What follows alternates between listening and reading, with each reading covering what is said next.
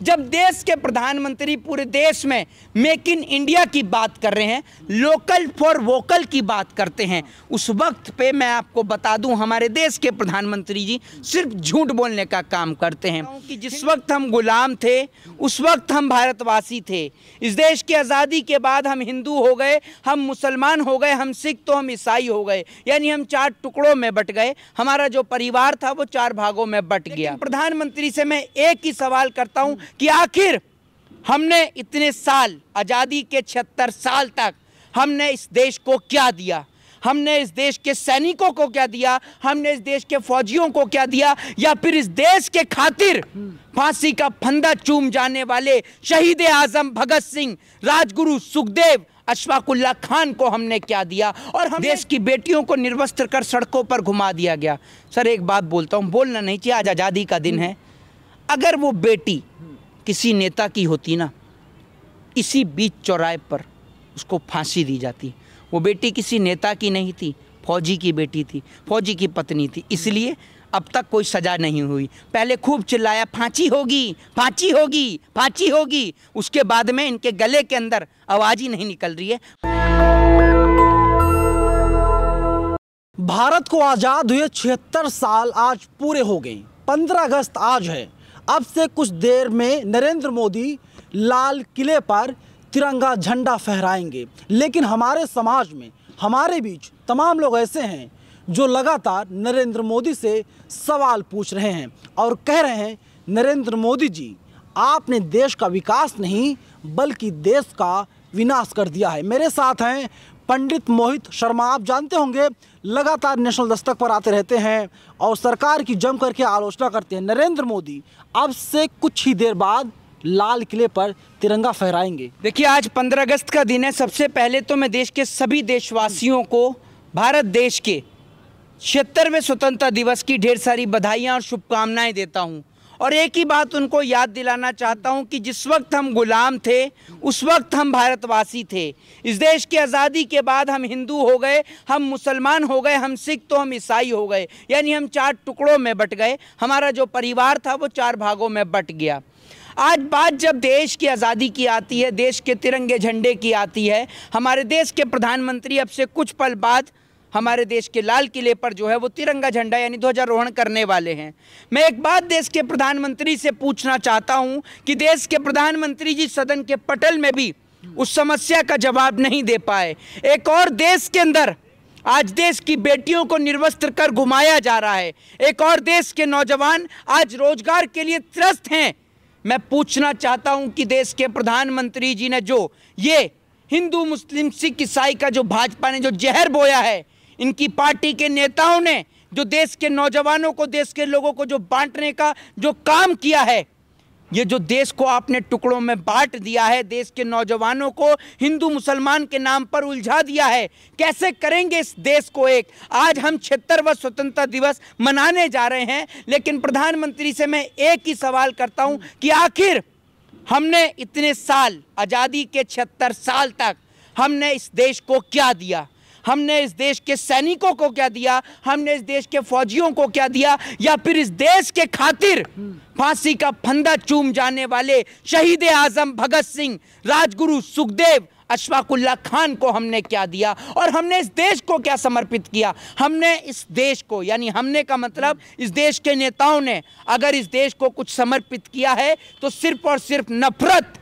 इस देश के नेताओं ने इस देश को और कुछ नहीं दिया सिवाय जेडीयू ने कल एक वीडियो जारी किया और जेडीयू ने साफ कहा नरेंद्र मोदी जो है ये आखिरी बार झंडा फहराएंगे, इसके बाद कभी तिरंगा नहीं फहरा पाएंगे क्योंकि 24 में उनकी विदाई तय है। जितनी इस देश में नफरत फैलाई जा रही है, चंद सवाल करना चाहता हूं सिर्फ आज इस देश की सरकार से। देश के माननीय प्रधानमंत्री मुझे ये बताएं और पूरी भाजपा की टोली, जितने भी अंधभक्त हैं जो इस देश के अंदर गंद फैलाने का काम करते हैं, नफरत फैलाने का काम करते हैं, मैं उनसे पूछना चाहता हूं कि आज देश के प्रधानमंत्री जी जिस लाल किले पर ध्वजारोहण करेंगे वो लाल किला किसने बनाया? मैं पूछना चाहता हूं देश के प्रधानमंत्री से और उन तमाम नफरत घोलने वाले अंधभक्तों से। एक मुस्लिम ने ही बनाया, एक मुस्लिम शासक के द्वारा ही उस लाल किले को बनाया गया। अगर आपको मुसलमानों से इतनी आपत्ति है, तो लाल किले पर बुलडोजर क्यों नहीं चलवा देते? इसलिए कह दिया आपको मुसलमानों से आपत्ति है। नरेंद्र मोदी का नारा स्लोगन है सबका साथ, सबका विकास, सबका विश्वास। सबका साथ, सबका सत्यानाश, ये मोदी जी का स्लोगन कर दीजिए आप। अगर नफरत नहीं होती तो इनकी पार्टी का एक नेता टी राजा उल्टा बयान नहीं देता। इनकी पार्टी के एक स्पोक पर्सन नूपुर शर्मा, जिसको बाहर कर दिया, वो प्रॉफिट मोहम्मद साहब को लेकर विवादित बयान नहीं देती। इनकी पार्टी के नेता हिजाब का मुद्दा नहीं उठाते। आज मैं एक सवाल बताना चाहता हूं कि इस देश के अंदर जब आज़ादी का दिन है, आज सब छतों के ऊपर डीजे चल रहा है। डीजे चल रहा है तो डीजे चलाने के दौरान हर जगह सिर्फ देशभक्ति गाने चल रहे हैं। कहीं चल रहा है मेरे देश की धरती सोना उगले, ऐ मेरे वतन के लोगों, हर जगह सिर्फ देशभक्ति गानों का आज शोर सुनाई दे रहा है। लेकिन ये देशभक्ति देश के लोगों को सिर्फ 2 दिन जागती है, पहला 15 अगस्त और दूसरा 26 जनवरी। 2 ही दिन देश के लोगों को देशभक्ति याद आती है, उसके बाद देश के लोग सब भूल जाते हैं। लेकिन मैं आज आपको एक बात बता देता हूं, इस देश के अंदर आज देश के प्रधानमंत्री जिस लाल किले पर ध्वजारोहण करेंगे वो लाल किला बनाने वाले मुसलमान थे। अब मैं आपको बता दूं, जब देश की आज़ादी की बात आती है तो पहला नाम आता है शहीद आजम भगत सिंह का, जिन्होंने इस देश के लिए फांसी का फंदा चूम लिया।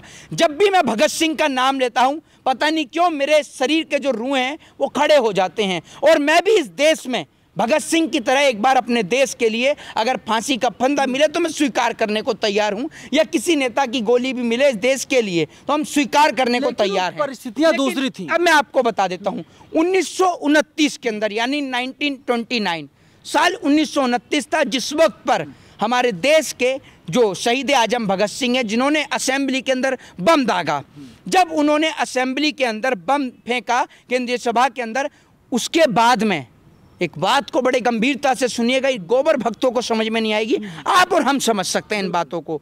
जब शहीद आजम भगत सिंह ने असेंबली में बम फेंका तो उसके बाद उनके परिवार को शरण देने वाला कोई नहीं था। जो लोग उनसे बात किया करते थे उन्होंने भी उनसे डिस्टेंस बना लिया, यानी दूरी बना ली। उस वक्त पर एक मुस्लिम शख्स था जिसने शहीद आजम भगत सिंह के परिवार को शरण देने का काम किया और उनका नाम था मौलाना हबीबुल रहमान लुधियानवी।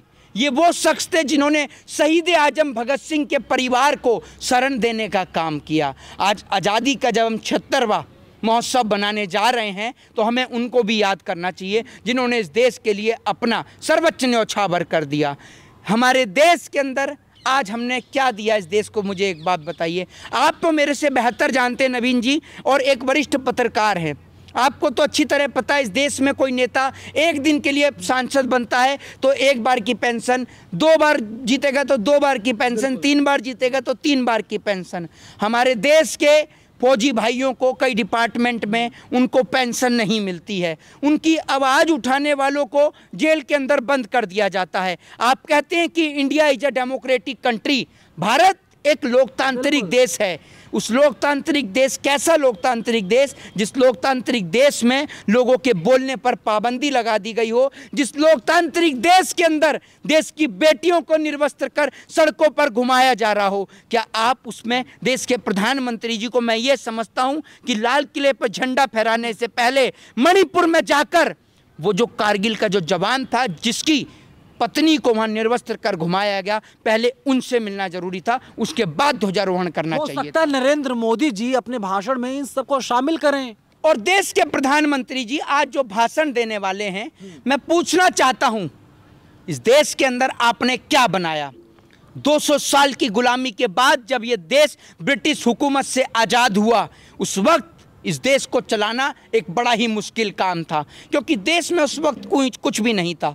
सुई तक भी बाहर से आया करती थी। तब हमारे देश की मौजूदा सरकार, उस वक्त के प्रधानमंत्री, हम सभी प्रधानमंत्री का दिल से धन्यवाद करते हैं, शुक्रिया करते हैं। और आज़ादी के उस महोत्सव पर हम एक एक प्रधानमंत्री को याद करते हैं, चाहे फिर वो माननीय श्री लाल बहादुर शास्त्री जी हों, चाहे फिर वो माननीय अटल बिहारी वाजपेयी जी हों। हर एक व्यक्ति को हम याद करते हैं जिसका इस देश के अंदर योगदान है। लेकिन मोहित भाई ये भी देखिए कि जब से नरेंद्र मोदी जी आए तब से make in India, made in India की बात लगातार हमारे देश में की जा रही है। मेक इन इंडिया की बात करी तो मेरे पास में कुछ डाटा है, क्योंकि इस देश के अंदर बोलने पर मुकदमे हो जाते हैं, जिसका उदाहरण आपने कल देख ही लिया होगा कि प्रियंका गांधी और कमलनाथ जी के ऊपर जो है वो मुकदमा सरकार ने दर्ज कर दिया है। तो हम जो कि कानून के छात्र हैं तो बिना तथ्य के तो बात करेंगे नहीं।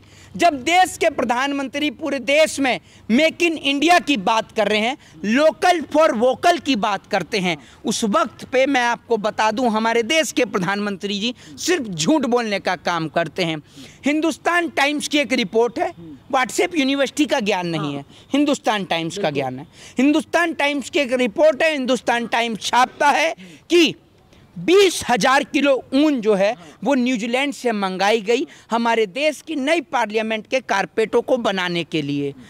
एक बात मुझे बताइए, एक और तो देश के प्रधानमंत्री मेक इन इंडिया की बात करते हैं, मेड इन इंडिया की बात करते हैं, वोकल फॉर लोकल की बात करते हैं, तो देश के प्रधानमंत्री जी ने 20,000 किलो ऊन जो है वो न्यूजीलैंड से क्यों मंगाई, ये पहला सवाल। दूसरा सवाल ये कि क्या हमारे देश के प्रधानमंत्री जी को हमारे देश की ऊन इंडस्ट्री पर भरोसा नहीं था जो उन्होंने न्यूजीलैंड से मंगाई।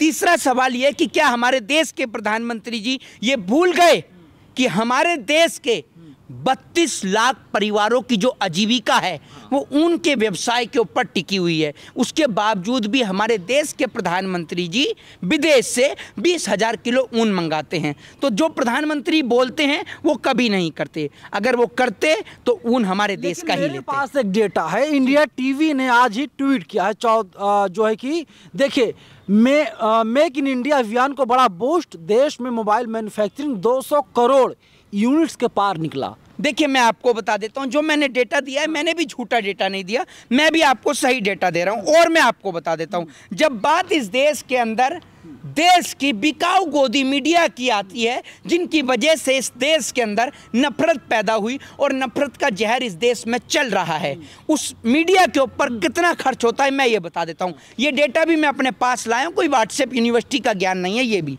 मैं आपको बता देता हूं।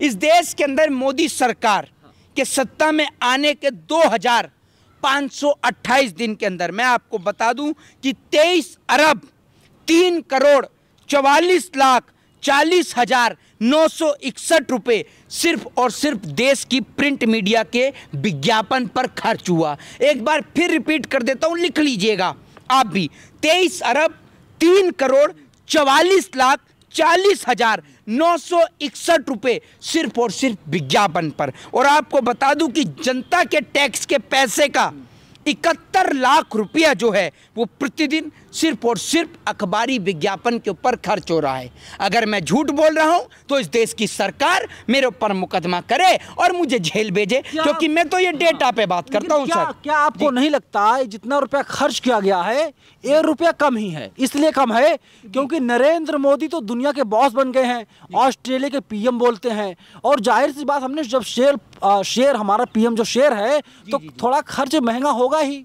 देखिए मैं आपको बता दूं कि हमारे देश के जो प्रधानमंत्री हैं वो नेशनल लीडर नहीं, अब इंटरनेशनल लीडर हो गए हैं, तभी तो उनका ध्यान देश की नेशनल समस्या पे यानी राष्ट्रीय समस्याओं पर नहीं जाता, उनका ध्यान अब विदेश की समस्याओं पर जाता है। तभी तो हमारे देश के प्रधानमंत्री एक कॉल पर रसिया और यूक्रेन का युद्ध रुकवा देते हैं और मणिपुर और हरियाणा पर ध्यान ही नहीं देते हैं, क्योंकि अब वो इंटरनेशनल लीडर हो गए हैं। तो हमारे देश की अगर समस्या को आपको दिखाना है तो आपको जो बाइडेन से संपर्क करना पड़ेगा या फिर आपको किसी और से संपर्क करना होगा ताकि वो मोदी जी को बताए कि मणिपुर में क्या चल रहा है। क्या आप ईरानी जी के इस बातों से सहमत हैं कि वास्तव में रसिया और यूक्रेन का युद्ध नरेंद्र मोदी ने एक फोन कॉल से रुकवा दिया था? देखिए ईरानी जी की जब आप बात करते हैं तो ईरानी जी तो पहले तो ये ईरानी शब्द हमारे देश का नहीं है। दूसरी बात यह कि ईरानियों की जब बात करते हैं तो ईरानियों के बारे में बता देता हूँ आपको। महिलाओं का अपमान मत कीजिए सर, महिलाओं का सम्मान बहुत होता है हमारे देश में। महिला का कितना सम्मान होता है आपने और मैंने देखा है। देश की बेटियों को निर्वस्त्र कर सड़कों पर घुमा दिया गया। सर एक बात बोलता हूँ, बोलना नहीं चाहिए, आज आज़ादी का दिन है, अगर वो बेटी किसी नेता की होती ना, इसी बीच चौराहे पर उसको फांसी दी जाती। वो बेटी किसी नेता की नहीं थी, फौजी की बेटी थी, फौजी की पत्नी थी, इसलिए अब तक कोई सज़ा नहीं हुई। पहले खूब चिल्लाया फांसी होगी, फांसी होगी, फांसी होगी, उसके बाद में इनके गले के अंदर आवाज़ ही नहीं निकल रही है, बोलने को तैयार नहीं है कोई मणिपुर। अमित शाह का बयान है, अमित शाह जो देश के गृह मंत्री हैं, उनका बयान है कि जो वहाँ के मुख्यमंत्री हैं बहुत कोऑपरेटिव हैं, कोऑपरेट कर रहे हैं, और क्या चाहिए इससे ज़्यादा आपको? देखिए, मैं आपको एक बात बता दूं, इस देश के अंदर झूठ का बोलबाला है और सच का मुंह काला है, इस बात में कोई दो राय नहीं है। झूठ कौन बोल रहा है? झूठ इस देश की सरकार बोलती है, सदन में खड़े होकर झूठ बोलती है, भाषणों में झूठ बोलती है, हर जगह झूठ बोलती है, और अगर कोई झूठ का पर्दाफाश करे तो उसको जेल भेजती है। आज नवीन जी, मैं आपको एक बात बोल दूं, इस देश के अंदर अगर आप कहें कि डिक्टेटरशिप चल रही है, तानाशाही चल रही है, तो इस बात को कहना गलत नहीं होगा। आज हम आज़ादी का जब पर्व मनाने जा रहे हैं, आपको पता है आज़ादी से किसको तकलीफ होती है? किसको तकलीफ है पता है आपको आज़ादी से? बताइए किनको? आज़ादी को तकलीफ, आज़ादी से अगर किसी को तकलीफ है तो राजा और महाराजाओं को रही है। जो बड़े अमीर उद्योगपति हैं उनको तकलीफ रही है। पता है क्यों? क्योंकि इस देश के अंदर के एक व्यक्ति बाबा साहब भीमराव अंबेडकर, जिन्होंने इस देश को संविधान देकर सबको एक समान कर दिया, भारत को डेमोक्रेटिक कंट्री बना दिया, लोकतांत्रिक देश बना दिया। जहां इस देश के अंदर लोकतांत्रिक देश बना तो वहाँ डिक्टेटरशिप को बहुत तकलीफ होती है। कहने का मतलब मोदी सरकार जो कि तानाशाह की सरकार है, उनको तकलीफ आज़ादी से इसलिए है, तभी तो संविधान के अंदर जो आईपीसी है और जो सीआरपीसी है उसको भी परिवर्तित कर दिया, आईपीसी और सीआरपीसी को भी चेंज कर दिया। तो यानी कहीं ना कहीं जो संविधान है उससे भाजपा को आपत्ति है, तभी तो संविधान को बदलने का काम कर रही है, संविधान में यानी संशोधन करने का काम कर रही है। तो मैं आपको बताता हूं कि अमीरों को और जो राजा लोग हैं या तानाशाह हैं उनको तकलीफ कैसे होती है। उनको तकलीफ इसलिए होती है क्योंकि अगर देश लोकतांत्रिक हो गया तो एक राजा को भी वोट मांगने के लिए हाथ जोड़ना पड़ेगा। जिसको वो डरा कर वोट लेता था, वे वोट दे, उसके आगे हाथ जोड़ रहा है। This is a power of democratic. Saudi में यही हाल भी है जी। मैं आपको बता दूं, ये पावर लोकतंत्र की है, जो लोकतंत्र हर एक व्यक्ति को, इस देश की प्रजा को इतना बड़ा अधिकार देता है कि राजा प्रजा के आगे झुकता है। और नरेंद्र मोदी जी कोई राजा नहीं है। नरेंद्र मोदी हमारे सेवक हैं, नौकर हैं। मोहित भाई, मैं आज़ाद हूँ, आप आज़ाद हैं, भारत एक लोकतांत्रिक देश है, तभी हम लोग बातचीत कर पा रहे हैं। अगर लोकतंत्र ना होता तो शायद अगर आप आवाज़ उठाते हैं या मैं आवाज़ उठाता, हम लोग बातचीत भी नहीं कर पाते, गला काट दिया जाता। देखिए, मैं आपको एक चीज़ बताऊं कि बातचीत भी नहीं कर पाते, गला काट दिया जाता, आज़ाद हैं। देखिए, मैं आपको एक चीज़ बताता हूँ, बातचीत तो उस वक्त भी होती थी, विज्ञापन छपते थे, बड़े बड़े विज्ञापन छपते थे अखबारों में, बोलने वाले लोग उस वक्त में भी बोला करते थे ना। तो बोलने वाले लोग सरकार की फांसियों से डरे, अंग्रेजों की फांसियों से डरे। लोकतंत्र ना होता तो नहीं, मैं आपको बता रहा हूँ, लोकतंत्र नहीं होता फिर भी लोग बोलते हैं। जब इस देश की प्रजातंत्र अपने पर आती है ना, तो चाहे कितना भी बड़ा डिक्टेटर हो, कितना ही बड़ा तानाशाह हो, उसको मैदान छोड़ भागना होता है, ये याद रखिएगा। और जिस दिन इस देश का प्रजातंत्र सड़क पर आ गया, कितना भी बड़ा राजा उसको मुंह तोड़ जवाब दे सकता है। नीतीश की पार्टी का जो बयान है कि 24 में मोदी जी नहीं आएंगे, ये आखिरी बार वे तिरंगा फहरा रहे हैं, क्या आप इस बात से इत्तेफाक रखते हैं? नरेंद्र मोदी जी जब लाल किले पे से भाषण देंगे तो रोजगार का झूठ जरूर तलेंगे। रोजगार का झूठ तो तलना तय है। तो रोजगार के झूठ को तले उससे पहले मैं कुछ तल दूं। मैं बता दूं, इस देश के अंदर 9,64,000 पोस्ट जो है वो गवर्नमेंट के अलग अलग सिविल डिपार्टमेंट में खाली पड़े हुए हैं, जिनको अब तक भरा नहीं गया है। 1,55,000 से ज़्यादा पद जो है वो इंडियन आर्मी के अंदर, इंडियन नेवी के अंदर, इंडियन एयरफोर्स के अंदर खाली पड़े हैं। यानी केंद्र सरकार यानी सेंट्रल गवर्नमेंट के अधीन आने वाले डिपार्टमेंट के अंदर 11,19,000 पद जो हैं वो रिक्त पड़े हैं, अब तक उनको भरा नहीं गया है। और देश के युवाओं को बदले में पकड़ा दिया जाता है रोजगार मेले नाम का एक झुंझुना। वो रोजगार मेला जिसमें 1 साल के अंदर 1 लाख से भी कम नौजवानों को रोजगार दिया गया है। तो इस देश के अंदर लोगों को सिर्फ पागल बनाया जा रहा है। क्या आपको लगता है, एक बात आप मुझे बताइए, इस देश के अंदर रोजगार के नाम पर जब नौजवान रोजगार देने जाते हैं, पेपर देने जाते हैं, तो पेपर लीक हो जाता है। पेपर लीक हो जाता है तो पता नहीं पेपर कब निकलता है। क्या सारी ज़िंदगी हम पेपर ही देते रहें? सारी जिंदगी हमारी पेपर देने में बीत जाएगी? बताइए हम क्या करें इस देश के लिए। लेकिन एक बात बताइए, सरकार का दावा है, बाकायदा सदन में सरकार ने कहा था कि 8 साल में उन लोगों ने 7 लाख लोग रोजगार दे दिया। 7 लाख बहुत बड़ा आंकड़ा होता है। देखिए, मैं आपको एक बात बता दूं, सरकार जो है 7 लाख की बात कर रही है। हाँ। आप कह रहे हैं कि बहुत बड़ा आंकड़ा है। जिस देश की आबादी 125 करोड़ से ज़्यादा की हो रही हो, उस देश के अंदर 7 लाख रोजगार से काम चल जाएगा? पकौड़ा तलिए ना, सरकारी नौकरी की बात सरकार कर रही है। 8 साल में 7 लाख रोजगार दिया गया। बात आप पकौड़ा तलने की करते हैं तो पकौड़ा तो मेरे ख्याल से अमित शाह जी का बेटा भी तल सकता है। जब पकौड़ा तलने की बात आती है तो पकौड़ा तो मुख्यमंत्री शिवराज सिंह चौहान का बेटा भी तल सकता है। अगर लोगों में सर दिक्कत आप लोगों में, आप लोग चाहते हैं कि अमित शाह का बेटा जय शाह वो एसएससी का फॉर्म भरे, आप लोग चाहते हैं मणिपुर में जाकर के नरेंद्र मोदी बंदूक उठा लें और दंगाइयों को मारे, ऐसा संभव नहीं है सर। नहीं सर, ऐसा आपसे किसने कहा? एक बात आप मुझे बताइए, राहुल गांधी ने मणिपुर में जाके क्या दंगाइयों को मारा? अरे ईरानी जी ने तो कहा राहुल ने आग लगाई है, और क्या चाहिए ज्यादा सबूत? देखिए मैं आपको एक चीज बता दूं, ईरानी जी का जिस तरीके का स्वभाव है तो पत्रकार उस तरीके का उनसे क्वेश्चन पूछते हैं। पत्रकार उनके खिलाफ कोई सवाल नहीं दाग सकते, इसलिए क्योंकि आपने बड़े अच्छे से देखा होगा कि ईरानी जी कैसे पत्रकारों को धमकाती हैं, डायरेक्ट उनके आकाओं से बात करने की बात करती हैं ईरानी जी। तो ईरानी जी का धमकाने का स्टाइल बड़ा हैवी है, इसलिए पत्रकार उनके खिलाफ में सवाल नहीं करते हैं। फिर दूसरी बात मैं आपको बता दूं, हमारे देश के प्रधानमंत्री जी, अभी एक राज्य हमारा हरियाणा जो कि जल रहा है, मैं देश के प्रधानमंत्री जी को बताना चाहता हूं कि जब हरियाणा की बात होती है, हमारे देश के अंदर बेटी बचाओ बेटी पढ़ाओ की बात होती है, तो मैं आपको बता दूं कि पिछले 5 वर्षों के अंदर 2,75,000 से ज़्यादा बच्चे जो हैं वो गायब हैं। मेरे घर का ये डेटा नहीं है, ये data union minister of women and child development ने संसद को बताया, यानी उन्हीं मंत्रालय का, ईरानी जी के। हाँ जी, मैं आपको बता दूं, इस पिछले 5 वर्ष के अंदर 2,75,000 बच्चे गायब हुए हैं। जब ये आंकड़ा union ministry of women and child development को संसद में बताया गया, जिसमें हरियाणा में गायब बच्चों की संख्या 2,512 हरियाणा के, और उनमें से 1,502 महिलाएं हैं। एक और जब बेटी बचाओ बेटी पढ़ाओ की बात होती है, 1,502 इस देश की हरियाणा की बेटी गायब हैं। हरियाणा की सरकार जवाब क्यों नहीं देती है? मैं पूछना चाहता हूं, हरियाणा की सरकार के पास क्या इन सवालों का जवाब है? क्या दे पाएगी हरियाणा की सरकार? फिर दूसरी बात, आज हमारे देश के प्रधानमंत्री जिस लाल किले से झंडा लहरा रहे हैं, मैं उनसे पूछना चाहता हूं कि पिछले 9 वर्ष के कार्यकाल में आपने क्या बनाया?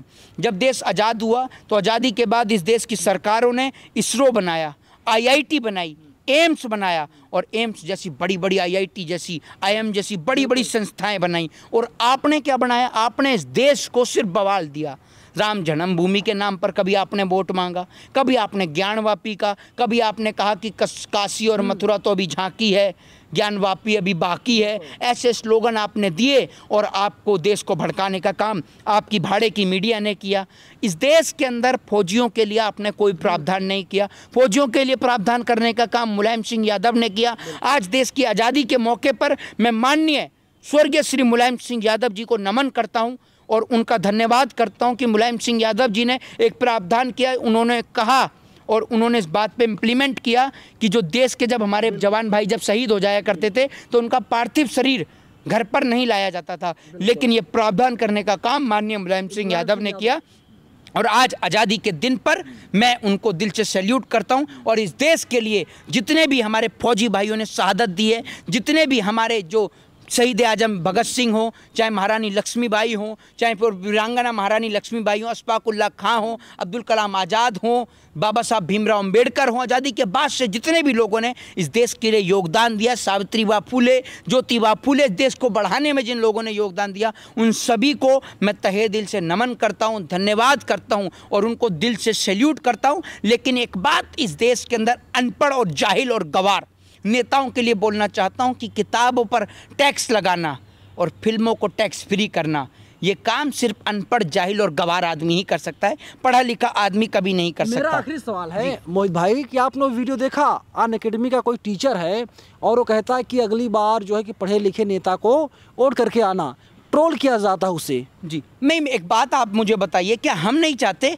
कि हमारी भी पार्लियामेंट ब्रिटेन जैसी हो, जहाँ सूट बूट वाले लोग बैठे? सूट बूट वाले का मतलब ये कि पढ़े लिखे लोग, सूट बूट का मतलब ये नहीं कि आप कुर्ते पजामे का विरोध करें, नहीं, पढ़ा लिखा आदमी कुर्ता पजामा पहन के जाए, लेकिन जब वो बोले तो लगे कि हाँ जी देश के लिए बात कर रहा है, उसके पास तथ्य हैं, उसके पास तर्क हैं। हम चाहते हैं कि डॉक्टर, इंजीनियर, एडवोकेट्स, लॉयर्स हमारे देश की पार्लियामेंट को जो है वो चलाने का काम करें। और अंत में देश के प्रधानमंत्री से यही कहना चाहूँगा कि 9 साल सत्ता में रहने के बाद भी मोदी जी आपने दम नहीं कि आप अपने काम के आधार पर वोट मांगे। आप सिर्फ हिंदू और मुसलमान के नाम पर वोट मांगते हैं, देश को तोड़ने का काम करते हैं। आपने कभी इस देश को जोड़ने का नहीं सोचा। और अंत में भारत देश के सभी देशवासियों को, सभी नौजवानों को, माताओं को, बहनों को और आप जैसे पत्रकारों को, जिन्होंने आज आपका बहुत बड़ा योगदान है इस देश के अंदर आवाज़ को उठवाने में, तो आप सभी को भारत की आज़ादी के 76वें